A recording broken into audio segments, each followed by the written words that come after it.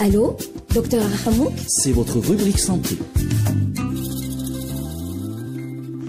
Bonjour et bienvenue dans votre rendez-vous médical. On continue dans notre série consacrée aux maladies tropicales négligées en parlant aujourd'hui de la trypanosomiase humaine africaine qu'on appelle la maladie du sommeil. Alors la trypanosomiase humaine africaine est une forme de trypanosomiase, c'est-à-dire une maladie parasitaire provoquée par un trypanosome qui est transmis par la piqûre de la mouche tsetse.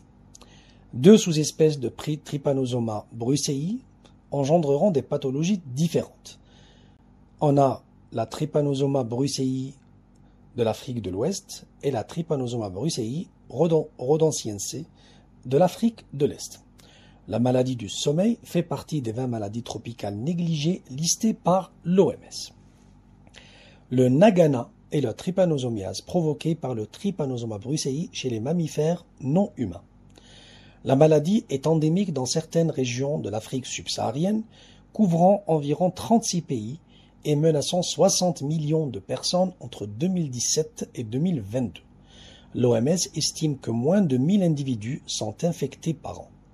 3 épidémies majeures se sont produites ces 100 dernières années, une entre 1896 et 1906, qui aurait tué environ 1 million de personnes dans le bassin du Congo, et les deux autres en 1920 et en 1970.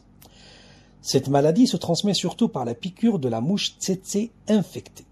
Elle peut aussi être transmise par d'autres insectes hématophages, bien que ce soit plus rare. Elle se transmet aussi de la mère à l'enfant en traversant la barrière placentaire pendant la grossesse pour infecter le fœtus.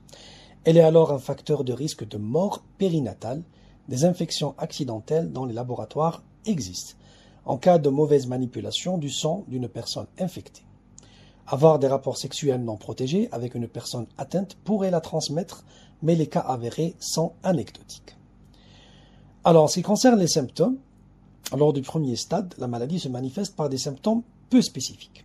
Fièvre, maux de tête, fatigue, douleurs articulaires, adénopathie et des démangeaisons.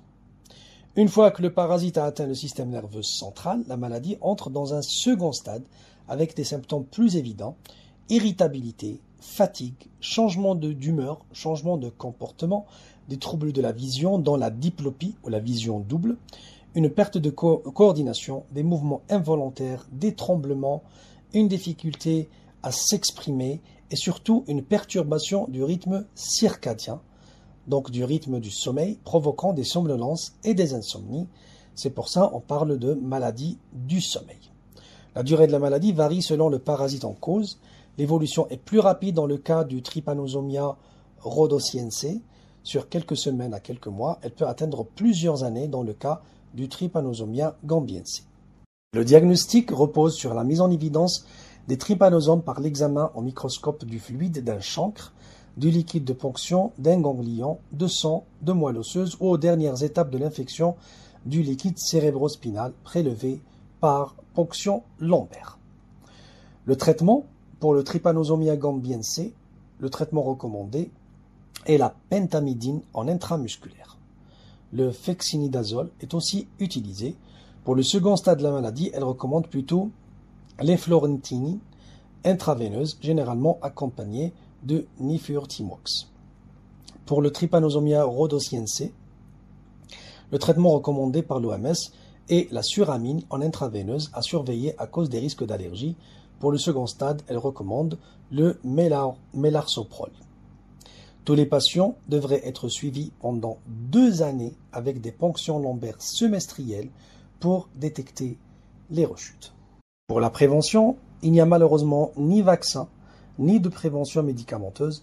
La prévention et le contrôle se focalisent là où c'est possible sur l'extirpation de l'hôte parasite, la mouche tsetse. 2 stratégies ont été employées alternativement pour réduire les trypanosomiases africaines en évitant les mouches tsetse ou en les luttant contre. Donc voici pour le thème d'aujourd'hui, la maladie du sommeil ou la trypanosomiase africaine humaine. On va continuer dans les prochains épisodes de parler des maladies tropicales négligées.